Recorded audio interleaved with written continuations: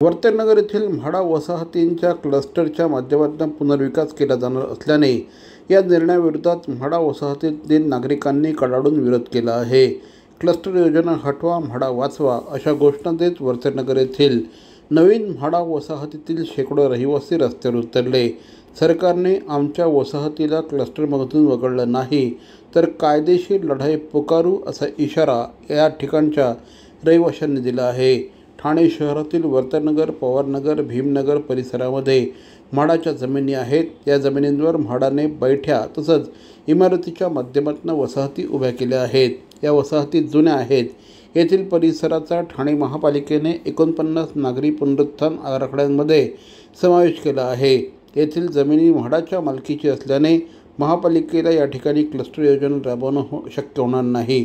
त्यामुळे महापालिकेने येथील 49.35 एकर इतकी जागा भाडे तत्त्वावर देण्याकरता म्हाडाकडे ना हरकत प्रमाणपत्र मागितले, परंतु क्लस्टर योजनेस आता म्हाडा वसाहतीतील रहिवाशांनी विरोध करायला सुरुवात केली आहे।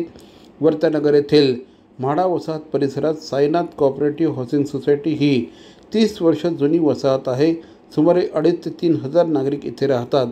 रविवारी या ठिकाणच्या शेकडो रहिवाशांनी क्लस्टर योजनेविरोधात रस्त्यावर उतरत शांततेच्या मार्गाने आंदोलन केलं, तसंच क्लस्टरच्या विरोधात घोषणाबाजी देखील केली।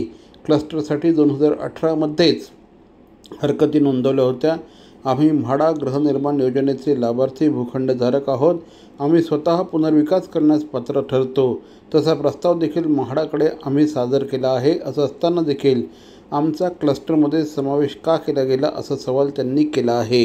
स्लम एरिया, झोपडपट्टी एरिया यांच्यासाठी असताना आम्हाला म्हाडाची योजना असताना आम्ही म्हाडाचे भागधारक असताना आमच्यावरती अन्याय करून हा क्लस्टर योजना राबवली आहे, त्याचा आम्ही निषेध करतो।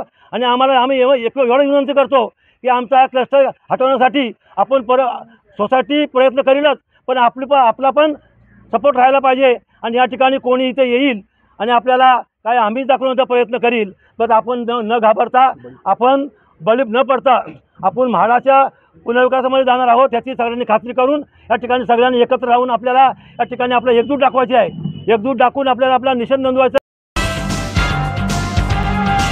ठाणे शहरातील भवानी ज्वेलर्सची प्रति ग्रॅम केवळ 250 रुपयांची घडणावळ सोने, चांदी, हिरे आणि प्लॅटिनमच्या आधुनिक आणि पारंपरिक दागिन्यांचं विश्वासार्ह दालन Bhavani jewellers, ice factory, Talao Pali, station road, Thane आणि कल्याण लाल चौक येथेही भवानी ज्वेलर्स।